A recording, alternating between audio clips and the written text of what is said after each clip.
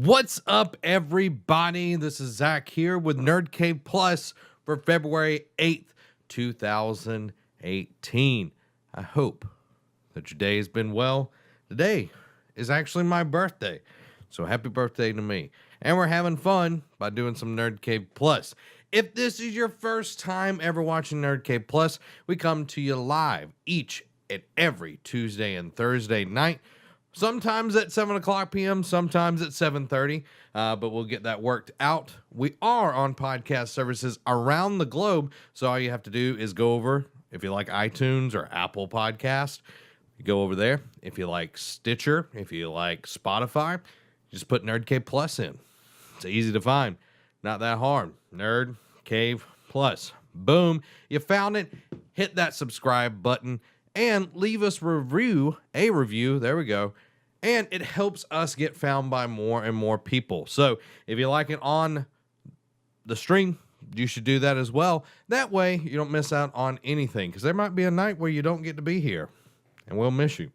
But if you're here tonight, I thank you for watching, and I thank you for all the people that are listening and watching it on the replay. Got a lot of good stuff going on. I'm going to talk a little bit about the games I've been playing. Before we do that, our sponsor tonight is patreon.com/nerdcave. We'll talk a little bit more about that later on in the show. So I played a little bit of Assassin's Creed last night, actually about 2 hours. And the more I play of this game, the more I am enamored with it. How much Ubisoft has done with Assassin's Creed by taking a year off is astounding. I wish more developers would do this, especially like our Activisions and our Ubisofts that push out. Ubisoft and Activision are some of the worst. EA is not as bad on the turnaround, but pushing out these games. Assassin's Creed has benefited so much by taking that extra year to really develop the game, and it's in the smallest of details. Yeah, there's still some problems and everything, but Assassin's Creed Origins is such a huge step in the right direction that I'm having so much fun playing it. And I haven't got to play as much as I know Allie has, but I'm enjoying it. I've been an Assassin's Creed fan for a very long time. I've actually played Assassin's Creed since the first game, and I've seen how it's gotten better and then kind of regressed. But now we're stepping back into the position where that jump from Assassin's Creed 1 to Assassin's Creed 2. And I'm loving it. So keep what you're doing. Keep doing what you're doing, Ubisoft. In this regards, you can do a lot of awesome things if you keep pushing it this way. And we see that more studios are taking a little bit more time, because you look at Naughty Dog. They don't pump out games like crazy. You know, we had Uncharted 4 and then The Lost Legacy pretty much a year after it, but The Lost Legacy was supposed to be DLC, and then it was so big that they made it into a full game. That's a little bit different than what we see at, with Activision pumping out a different Call of Duty, and yes, they're on a rotation and everything, but is it really that good for that series? Sometimes you got to kind of pump the brakes a little bit, and I know Call of Duty is still the biggest selling game that there is. It is, but it definitely has plateaued. I didn't even buy the last Call of Duty. I rented it, and the one before that I didn't even play. So what's going on there? You know what I mean? Look at EA with DICE and with Battlefield, not Battlefront, Battlefield 1. That was a huge success for them. So if you haven't started playing Assassin's Creed Origins, I definitely suggest you do it. It is a ton of fun, and it's something that you should play. I also got Shadow of the Colossus. I think that might be the game that I stream tonight after Nerd K Plus is done. And I'm excited to finally get into this game. I haven't all I played from Shadow of the Colossus back on the PS2 days was the demo disc. I never got into the game. I never played it. So I'm excited to get a little bit deeper into it and actually go through this, because I've heard so many good things. I'm excited to, be able to see what it's all about. And it's high res. It's all been, worked on and everything. So I'm curious to see what it's going to be like. Let me know what you're playing down in the comments, or just go over to our Facebook group and check that out and start a discussion.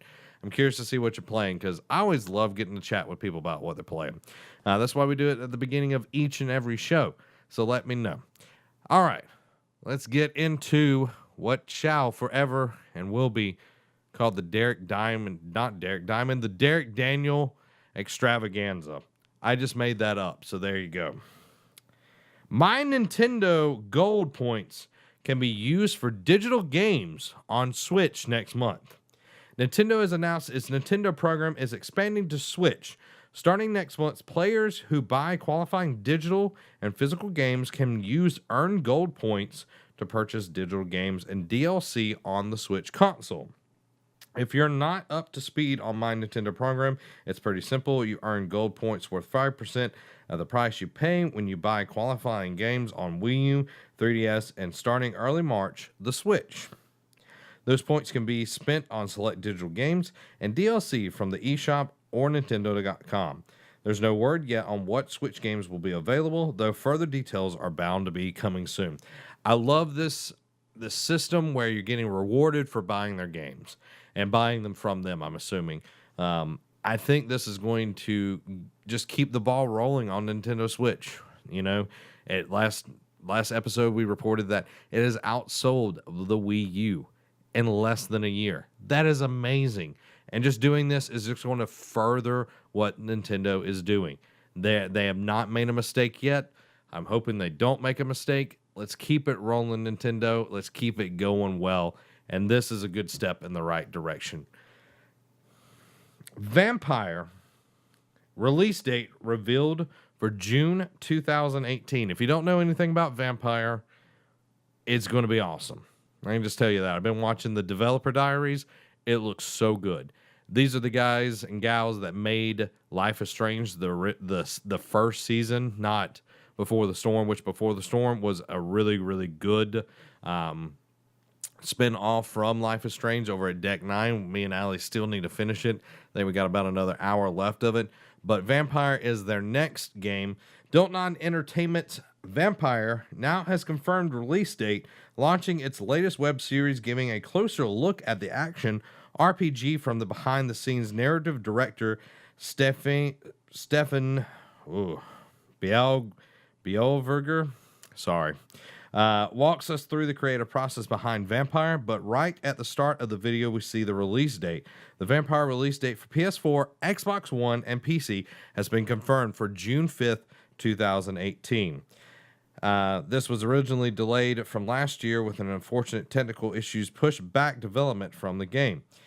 Delaying the release of a project you hold dear is always a tough decision. However, we believe that meeting a deadline should never compromise quality. We were still convinced just a few weeks ago that we would be able to release Vampyr this year. Unfortunately, a technical issue now solved has set our team schedule back at the end of the development. Seeing what they're doing with Vampyr has got me really excited. I enjoyed Life is Strange so much, but it was hindered in a lot of ways with its movement system. It didn't really have any combat and everything. And you can see that with Before the Storm as well. It's still the same system, still same feel. But it works with that narrative-driven walking simulator, if you will, type of game. This, on the other hand, is something totally different, and I can't wait to get into it. I was just watching a little bit of the diaries that was being put out, and the depth that they have went into this. There's several different districts. There's the very affluent districts. This all takes place in London. There's affluent districts. There are districts that are poor. There are districts that are just kind of in between. There's districts that are run by gangs. There's districts that are infested with different types of vampires, and the Spanish flu is going on all during this. And the complexity that is going on with your character. Your character is actually a doctor, and you have to make the decision of, are you going to just feed? Are you going to kill? Like, what kind of person are you going to be? And there are ramifications, because these aren't just, faceless victims. There are so many characters that are built into the world, and they all have a story, and they all affect different characters within the world. And I love that there's such depth in there, that if there is someone that is killed in the game, if you're going to go that path, it's actually going to have ramifications in the story, depending on who you kill and everything. It's going to have some kind of effect on your playthrough. And I love that depth in there, that it's not just choosing, oh, these are just blood sacks, like walking around blood sacks. This is actually like in depth, like people that you're going to be playing with, and they're not just procedurally generated. These are like handcrafted characters, and that is awesome. Like, I am so stoked for Vampyr, and June cannot get here fast enough. So let me know if you're excited for Vampyr as well. Now, this story I was very curious to see, because we've seen a lot of companies, even Sony is doing this with streaming services for games, and it hasn't panned out as well as I think Sony has wanted it to. But there's a report going around that Google is working on game streaming service. Google might be working on a cloud-based streaming service that would function similarly close to the likes of PlayStation Now, according to a report in The Information. The Information reports that Google has been floating the idea, codenamed Yeti, for 2 years now, and is close to possible hardware. The service could also just stream to Chromecast, which would offer a built-in install base of 55 million units already, according to the latest figures. I think that would be the smartest way to do it, is like already have it built in and just boom, it's there. The idea behind the service would not differ from existing cloud-based avenues for gaming, where the hardware exists on the provider end and streams to the end user. Under the perfect conditions, the player doesn't notice a difference from physical hardware, or at least that's the idea. Sony purchased streaming service Gaikai, sorry guys, and leveraged their technology for PlayStation Now. Now, with PlayStation Now, they had a lot of trouble on the front end of PlayStation Now. I think things have kind of leveled out for them, but if you're going to launch something like this, it has to be absolutely perfect, especially if it's streaming, because it can't have any lag. It can't have anything that is going to be detrimental to playing the game. That's why a lot of people don't like, there's more people going on the side of digital downloads for their games, but a lot of people don't want to wait, or they don't have internet access that is fast enough to make that a possibility. And if Google is really wanting to do this, they're going to have to jump through some hoops to make it accessible for enough people to actually utilize it. PlayStation Now was a great idea, but Game Pass, on the other hand, is an even better idea, in my opinion, because it is a download thing, and you're not really having to worry about, is it going to, like, if your internet is slow that day, if you're like in peak, traffic hours and everything, is it going to be so slow that you can't play it? So I'm curious to see where Google goes with this, because it is something that can either be really cool, especially if they use Chromecast, because there is such a huge install base. But if you're requiring people to buy something extra instead of just paying for the service, I think that's where you're going to lose some people, where you could have a larger install base automatically. So I'm really curious to see what we're going to get from Google down the road. And I'm kind of excited to see what they can do, because Google has done some really awesome things. So, and I'm curious to see how that is going to play into YouTube as well, because YouTube is such a big gaming community in there, and Google having its own gaming streaming service, I'm curious to see where and how they'll play that within YouTube, since they own YouTube. Speaking of something that's big over on YouTube, Overwatch Year of the Dog event details have been teased. I need to find a place for this thing. Details for the latest Overwatch Year of the Dog event have been teased.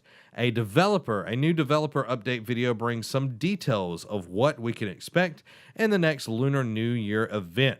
Lead designer Jeff Kaplan reveals a new map based on Thailand will be added to the game. The Ayutthaya map is designed specifically for Capture the Flag and will feature both ancient and modern themes. Kaplan goes on to explain that updates have also come to Capture the Flag game mode. Draws have been removed from the mode, and instead a sudden death mechanic will commence if a tie is imminent. This will move both team flags closer to the center of the map, allowing for either team to score a point quickly. Picking up the flag will also be an instant, but certain certain abilities that increase mobility or enable invulnerability, such as Wilson's leap, will cause players to drop the flag. Additionally, the competitive season for Capture the Flag will now last 4 weeks alongside the event rather than 3. Finally, he reveals that there will be 6 new legendary skins coming with the Year of the Dog celebration, including new skins for Mercy and Genji, I guess that's how you say his name, and over 50 new seasonal items. The year of the event will commence on February 8th today and comes just after recent patches for Mercy and Junkrat. And one thing that I actually read today is it's either implementing now or they're going to implement where they actually can change skins before the match starts, which is pretty cool. I think they should have had that quite some time ago, but I think that's awesome. And for games as services, you've got to keep people engaged, and I think Overwatch has done such an amazing job with making it something where people want to keep coming back. They have so many seasonal events, they keep releasing skins, they're putting out new maps. Overwatch is something to watch that is just where people are trying to copy it, but they're not doing that great of a job. Blizzard knows what it's doing because Blizzard has such a long history of making good games. You look at how WoW has been so successful over the years. It's because they know how it should be paced out. They know how you should keep the players engaged, and Overwatch is just a true testament to what Blizzard can do. So I'm excited for all the people that have really love Overwatch. I know Allie is a huge Overwatch player. She loves it to death, and I know Robbie is into it as well. And I'm curious to see what Allie has to say about the Year of the Dog event. And I think it's going to be awesome. And it's on my birthday, so what can go wrong with that? Speaking of what can go wrong, Take-Two sees profits thanks to NBA 2K18 and Grand Theft Auto Online, hints at a new game. Take-Two's quarterly financial call today struck positive note for the company, which swung towards profits once again, most thankfully to Grand Theft Auto Online and strong sales of NBA 2K18, both in copies sold and microtransactions. Grand Theft Auto 5 continues to be the gift that keeps on giving for Take-Two, hitting the top 10 of the MPDE in the US every month while constantly churning out revenue through its Grand Theft Auto Online mode. The game is now the third best-selling game of all time and guaranteeing people circulating into Grand Theft Auto Online. Now, at this point, GTA 5 has more than covered its costs for development and is more covering its costs in keeping its servers running. So it is pretty much printing money at this point in time, especially with Grand Theft Auto Online. It is constantly, like, you get the shark cards and all of that. It is making money hand over fist. And each month, it's very hard to break the MPD sales numbers. It is on the MPD sales numbers every month. It hasn't went off. It keeps selling because people are invested in this game. And that is just mind-boggling to me. I really enjoyed GTA 5. They had a really rough start with GTA 5 Online at the launch of the game, and I never got into it. It's something that I would enjoy probably getting into, but it is constantly getting better. I was just talking about Overwatch being really good and being a games for service or a live game. GTA 5 is doing it. They made, when Battle Royale games, when PUBG started being really, really big, guess what? They released a Battle Royale mode. They have stuff that is keeping people engaged, and there are so many communities in that system that it just keeps feeding hand over fist. Similarly, there we go. I got it this time. NBA 2K18 has sold 8 million copies despite controversy over its microtransactions, and 2K attempts to walk some of it back. Still, the vast majority of customers aren't too mad because the game's microtransaction revenue is up 30% year over year, indicating that a lot of players are choosing to engage with them. Now, me and Robbie have both played the NBA 2K games for a very long time. I have enjoyed them so much. 2K13, 2K15, 2K16 are some of the games that I played the absolute most out of anything. I think I actually put in more time in 2K16, no, sorry, 2K15 than I did in Skyrim. That's how much I played that game. Absolutely loved it. I never bought any microtransaction. I never felt like I needed to because the game rewarded me enough that my character was good enough. But as the years has gone on, it has rewarded you less and less for playing, and it's made me not want to play as much, to be honest. And the story with the Spike Lee stuff was really weird and didn't feel right with Freak and all of that. But the reason the microtransactions are going up is it's harder to actually make your player good. So yes, you're going to see people that really want to be good at my player and all of that, or on the courts and that sort of stuff. When you're playing against other my players, they're going to spend that money. If there's an easy way to bypass doing all the seasons and all of that, that is the way they're going to do it. They're going to short pass that so they can be competitive. There's a whole part of this that is competitive nature, and you're feeding off of people's wallets. I don't like microtransactions. I want to be rewarded for the time that I put into the game because I want to play the game.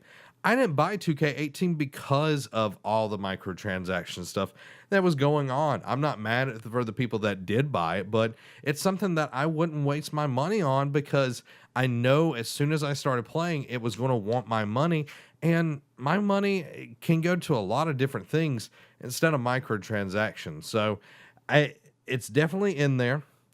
It's not going anywhere. 2K sees that it is making more money off of microtransactions than it is actually selling games. And that's kind of scary to me.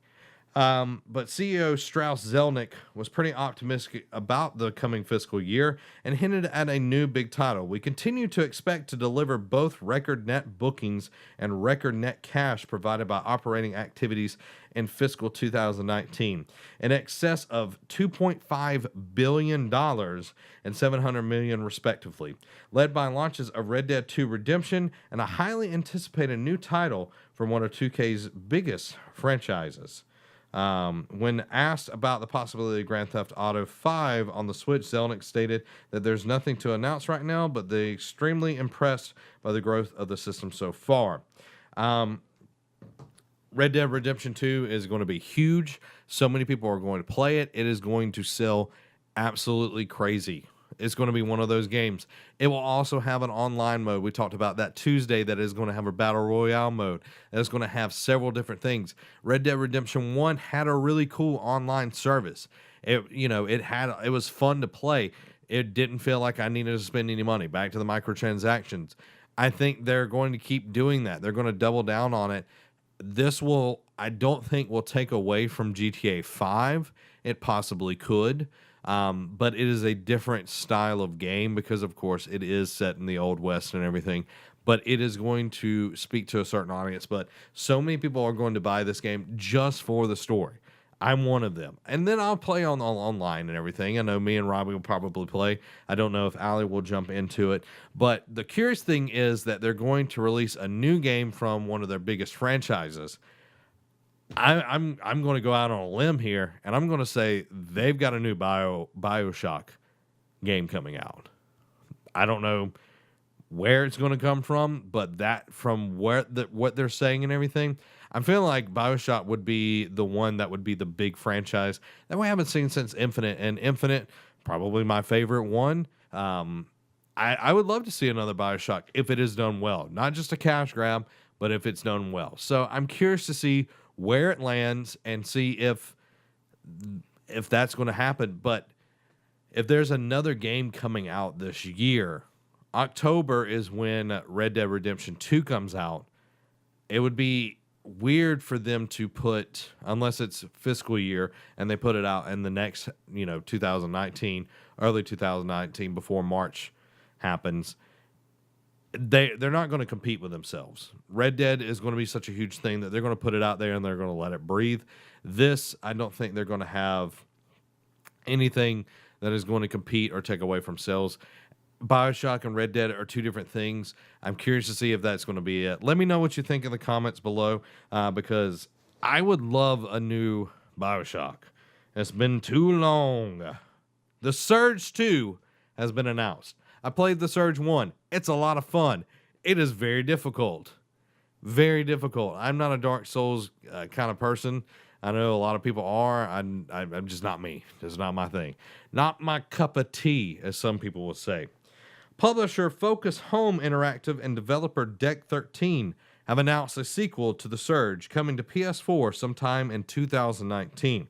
The announcement came as Focus Home Interactive kicked off its Le What's Next Defocus event in Paris, France. The Surge 2 will take Deck 13's hardcore combat adventure from the confines of 100 similar warehouses and out into the sprawling ruins of a devastated city full of opportunities to hobble your enemies via a patented limb targeting system found in the first game.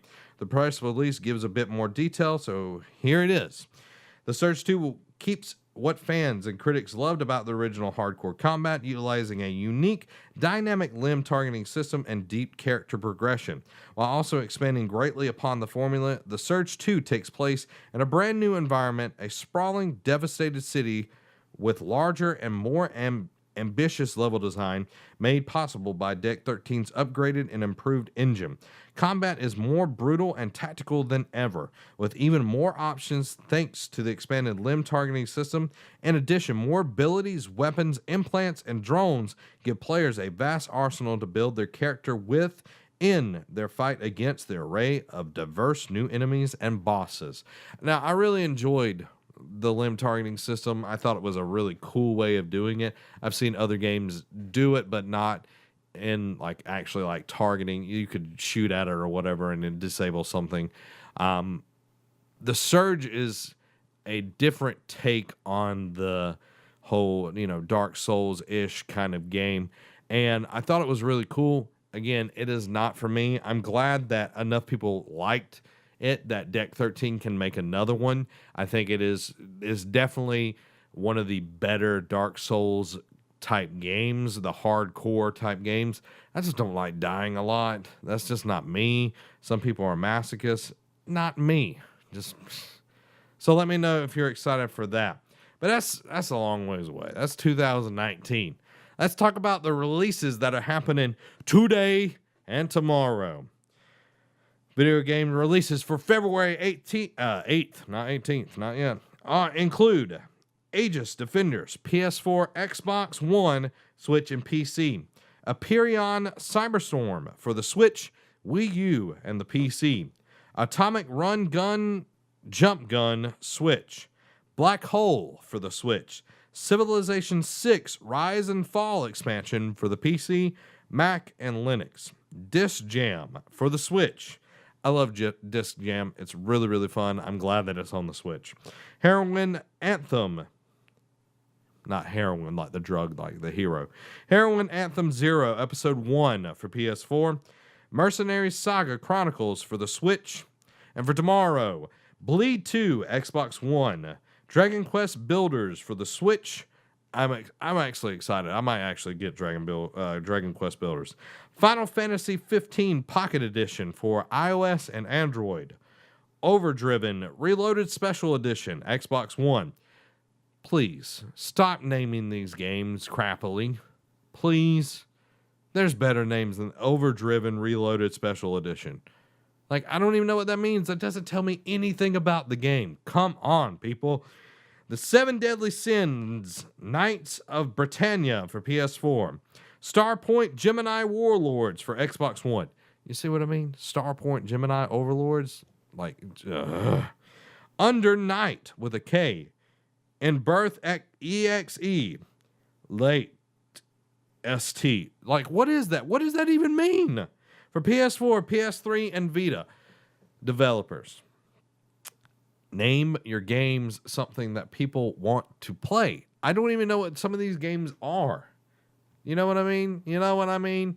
It's not like this is what the game is. This is what it's called, and I understand everything. I don't know. Do you know? I don't know. So we do have a question.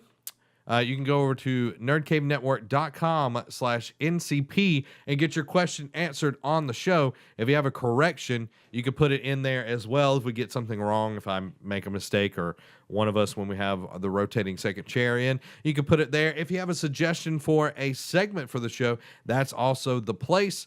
We have a question from Scott Feldkamp. He says, what do you think of Xbox and PlayStation crossover that can play together? I think that it would be an awesome thing. I think it is eventually coming. But PlayStation is at a point right now that they don't have to have it. They don't need it. They have over 70 million consoles out in the wild right now. PlayStation doesn't need the crossover function like Xbox One needs it. And that's the sad fact of it, is Xbox One is doing better. Yeah, I will say that I don't think that Xbox One is doing as poorly as it has been, but Xbox One needs it more than PlayStation. PlayStation right now has such a huge, install base that it doesn't need those 40 million consoles to play with to make it something that's interesting. I would love to see that, and I know that Psyonix with Rocket League has activated it a few times in the last year or so, that playing between the two, because people have reported, seeing Xbox gamer tags or PlayStation gamer tags on PC. You can play on PC, but on Xbox, it is a possibility. It's there. It's built in. It's just, will they do it? Will that be a thing? And I think it would be exciting, but it takes a little away of what it makes the consoles unique, I guess. But I do see it happening down the road. But right now, I don't see PlayStation really having an incentive to play nice with anybody because they're winning. And I don't see Switch being able to keep up very long. In the graphics side of thing, it's already way behind the consoles, and within a few years, Xbox and PlayStation is going to launch a new console, and it's going to be even further behind on that. And I love my Switch. Don't get me wrong. Don't say, "Oh, Zach hates everything that's not PlayStation." I love my Switch. It's one of my favorite consoles. PlayStation 4 is still my favorite, but it's definitely in that right there, right behind it, because it's so much fun, and I get to do it with my wife and everything, playing on the Switch and all of that. But I don't see PlayStation really needing it. And I think that's what it comes down to. As long as they're winning, they're not going to give in. They're going to keep doing what they're doing and putting out really great games and making good deals. And I just don't see that changing anytime soon, unfortunately. So thank you for submitting your question, Scott Feldkamp. Hopefully I answered it I answered to my best ability. Hopefully you enjoy the answer. Probably not the one that you wanted, but that's what I think is going to be going on for a while, until the shoe is on the other foot, because the gaming industry is always in flux. Good competition breeds good competition, and Xbox is doing a lot of awesome things. The Game Pass model that they're putting out right now is really, really good, especially with the exclusives. And it might be exclusives that not everybody will play if they were at $60, but they'll play them at $10. And PlayStation doesn't really have something like that right now, so I think that'll help sell consoles for sure. So everybody, I hope that you enjoyed this Thursday's episode of Nerd Cave Plus. Our sponsor tonight is patreon.com/nerdcave. You can go over there, sponsor us at any level, at the dollar level or higher. You can get exclusive content that is just on Patreon, exclusive posts. You can be entered into drawings. You can get podcasts early. You can get pretty much everything, even the kitchen sink. We might even put that as a tier, but it would be like a really high tier, because then we had to buy a kitchen sink and all of that. But you can go over to patreon.com/nerdcave. Check it out. See what you like. We've got goals that we're wanting to reach, because there's some pretty awesome stuff that we're wanting to do. So check that out. On next Monday, February 12th, our first episode of Nerd Caves and Dragons is going to be hitting Patreon. So if you're a Dungeons and Dragons fan, you can check it out there. And then the following week, you can get it over on our other channel, Nerd Cave, which is our pop culture channel. You can check it out there for free a week later. But if you want to get it early, all you got to do is pay $1. Make Robbie holla. So there you go, guys. There is NerdK Plus for February 8th, 2018. I hope that you enjoyed the episode. And, as always, this has been Zach. Have a week.